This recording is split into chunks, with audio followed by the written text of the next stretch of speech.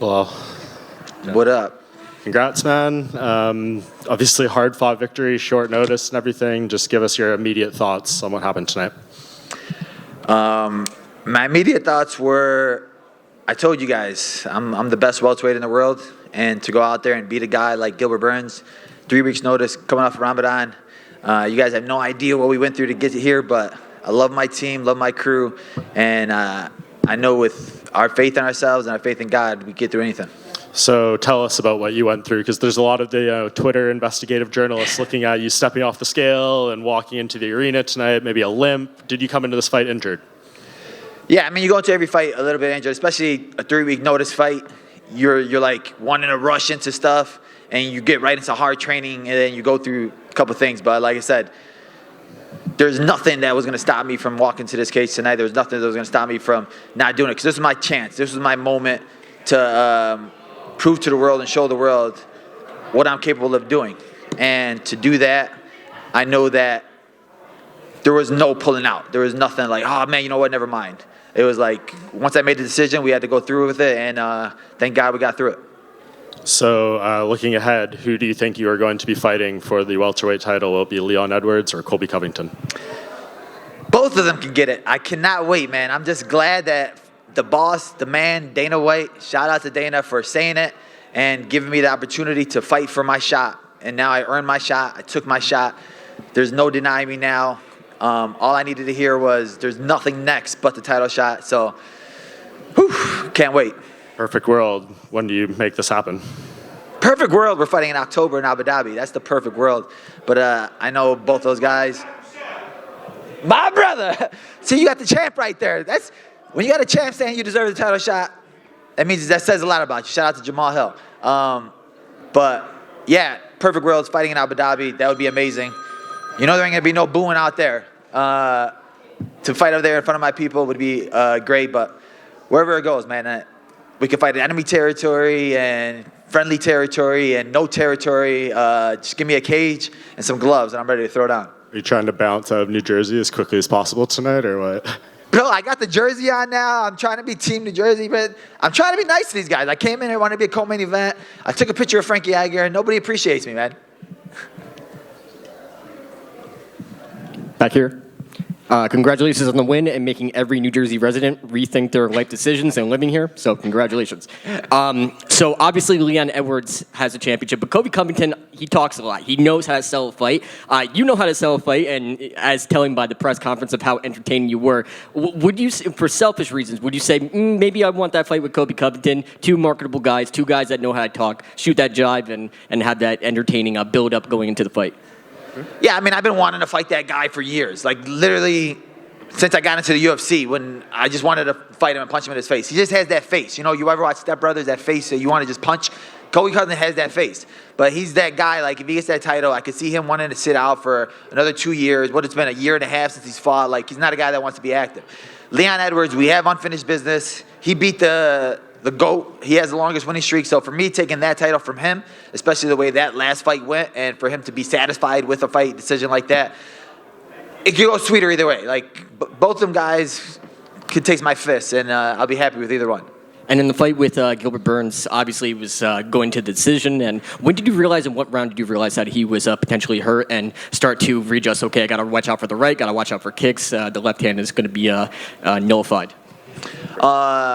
You know, we're looking at it. My coach noticed in the 4th round, and he brought it to my attention. But he's still a dangerous guy, and he's one of those guys where when he's hurt, that's when he's most dangerous. So we still just had to be careful because he was still throwing bombs. And I was like, all right, he caught me with that one a little bit. So it's just he's not on the ropes yet. He's still there. And like we saw with the Kamzat fight, when he's hurt, that's when he's the scariest. Congratulations on the win, and even though I'm a New Jersey resident, you said we suck. Congratulations, it was an awesome performance. I'm sorry, I just don't curse, so like that's always my one-liner is you guys suck. But I love New Jersey, man. Sopranos is the best. Belal, right here again. Congrats, man. The booze, is that like fuel for you? Do you like that? Because that was really loud, dude. I don't know how you did that. Honestly, it was amazing. It was like good energy, like any type of energy. I'd rather have that type of energy than no energy, right? And I felt it. I knew it was going to come, especially for the press conference and the weigh-ins. So, like, I was prepared for it. Like, I was having my coach boo me in the locker room. And he was booing me as I was hitting pads. I'm like, bro, all right, we're done. And he was like, nah, I want to keep booing you. And I was like, all right, cool. So we prepare for everything. We're ready for everything at all points. Like I said, enemy territory, friendly territory, we can throw it on anywhere. And then coming off a knockout win, now largely standing against someone a lot of people said will, in quotes, outstrike you. Are you falling in love with your hands a little bit, man? No, I love falling in love with proving people wrong. Like, people don't understand the work we put in. Me and my team, my guys, I'm working with the best team in the world. And people are going to start asking us literally to write books. Like, man, what do you guys do for training? I get so many fighters, hey, what do you guys do with that drill? How do you guys drill like that? And it's like, we're doing the right things. I think we have the perfect mindset, the perfect team, the perfect guys around me, the perfect circle. And we showing you guys we can do anything. My last fight, I wanted to box. This fight, I wanted to kick. The last fight before that, I wanted to wrestle. The fight before that, I wanted to, maybe the next fight I'm going to pull guard. I'm going to show you guys that I can do it all. It's martial arts, mixed martial arts, and I can do all the mixing. And the last one from me, October, being that there's no announcement for Leon and Colby yet, might be a bit soon for the title. How long are you willing to wait for that fight?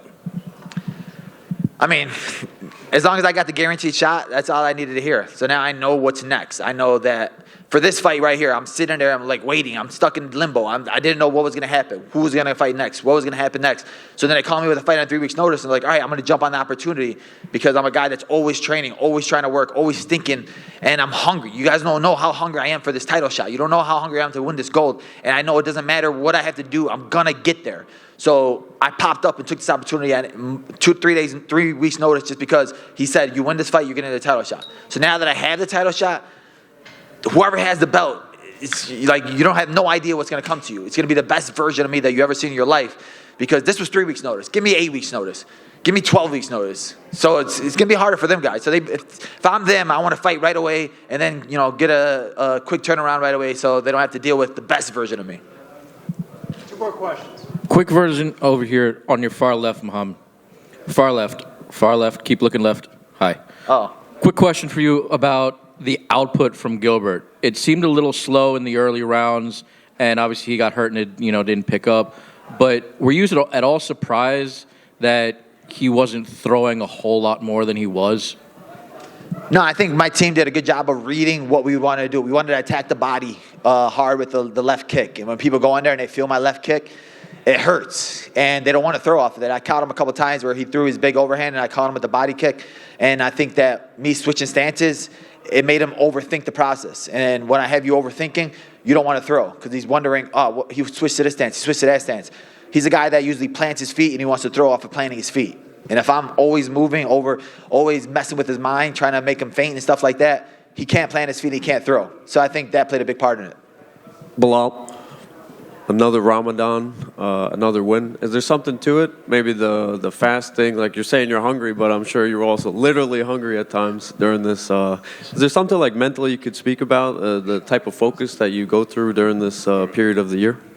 Yeah, I think that, more than fasting, more than not eating, it's like a deep cleansing of your spirit and of your soul. And I think that I'm like my purest form right after Ramadan because that's when I've gotten closest to God. And that's with me trusting God's plan no matter what. And even with this fight, I took it on 3 weeks notice. And it was like 1 weekend, I was like, man, I still got this much weight to cut. I got this injury. What the heck? Why would I take this fight? I should have pulled out. I should have did this. But it's like, God put me here for a reason. God made this happen for a reason. God's timing is the best timing. So no matter what happens, just trust him.